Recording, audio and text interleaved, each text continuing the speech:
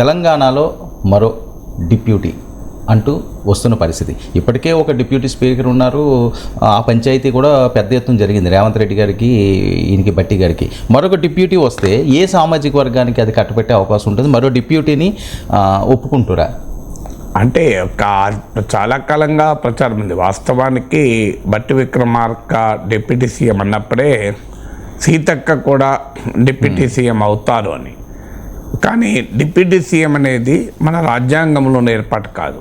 ఎవరైనా మంత్రులే, పొలిటికల్గా నోషనే తప్ప డిప్యూటీ సీఎం అనేది కాన్స్టిట్యూషనల్ నోషన్ కాదు.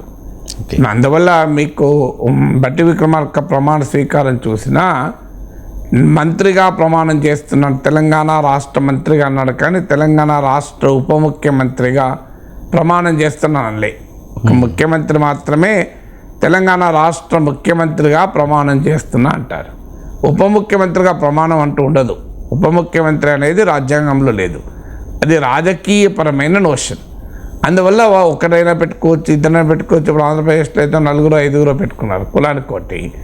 మీకు ఛత్తీస్గఢ్, మధ్యప్రదేశ్, రాజస్థాన్లో బీజేపీ కులాల వారీగా, ఉత్తరప్రదేశ్లో కూడా 2 ముఖ్యమంత్రులు పెట్టారు. సో అందువల్ల మీకు కర్ణాటకలో, తెలంగాణలో కాంగ్రెస్ ఒక ఉప ముఖ్యమంత్రిని పెట్టారు. సో ఇలా ఉప ముఖ్యమంత్రి అనేది it is essentially political notion. అంటే రాజకీయంగా 2 బలమైన నాయకులు ఉన్నప్పుడు ఇద్దరిని సంతృప్తిపరిచే పద్ధతిలో రాజకీయ పార్టీలు కనుక్కున్న ఇన్వెన్షన్ ఇది. అందుకే మీకు కర్ణాటకలో సిద్ధరామయ్య, శివకుమార్ల మధ్య పోటీ ఉంటే శివకుమార్ను సంతృప్తిపరిచేందుకు ఆయన డిప్యూటీ సీఎం అన్నారు. అలాగే ఛత్తీస్గఢ్లో కాంగ్రెస్ గవర్నమెంట్ ఉన్నప్పుడు భూపేష్ బాగ్లే, సింగ్దేవ్ల మధ్య పోటీ ఉండే. రాహుల్ గాంధీ 2.5 సంవత్సరాల తర్వాత సింగ్దేవ్కి ఇస్తాడు ఛాన్స్ అని చెప్పి హామీ ఇచ్చాడని కూడా అన్నారు. అది జరగనప్పుడు సింగ్దేవ్ను ఎన్నికల ముందు సంతృప్తిపరచడానికి డిప్యూటీ సీఎం అన్నారు. సో అందువల్ల డిప్యూటీ సీఎం అనేది ఒక పొలిటికల్ అడ్జస్ట్మెంట్. 2 బలమైన నేతల మధ్య ముఖ్యమంత్రి పదవికి పోటీ ఉన్నప్పుడు ఆ రెండవ వ్యక్తిని సంతృప్తిపరచడానికి ఇచ్చేటువంటి ఒక పొలిటికల్ అడ్జస్ట్మెంట్. మీరు కాంగ్రెస్ ప్రభుత్వాలు కర్ణాటకలో, తెలంగాణలో, గతంలో ఛత్తీస్గఢ్లో మనకి స్పష్టంగా కనబడుతుంది.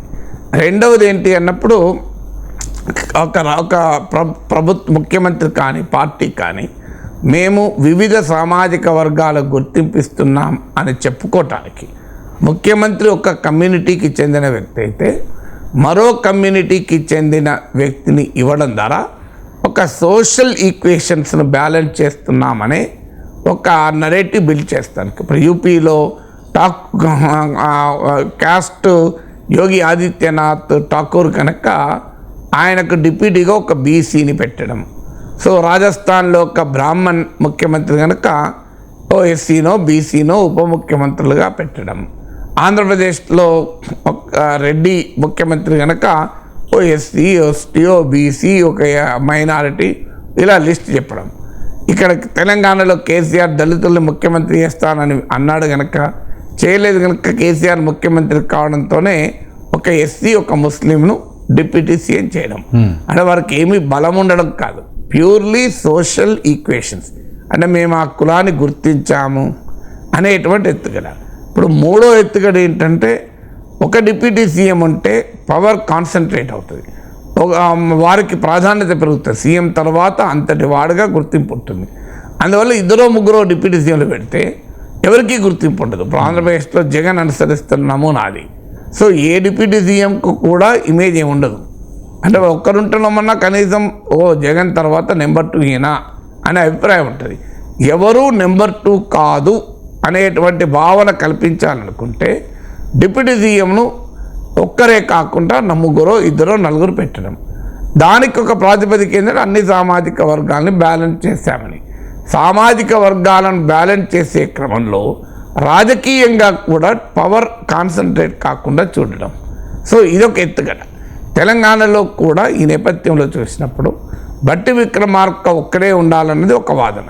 దానివల్ల ఆయనకు సముచిత గుర్తింపు ఇచ్చినట్లు అవుతుంది అని.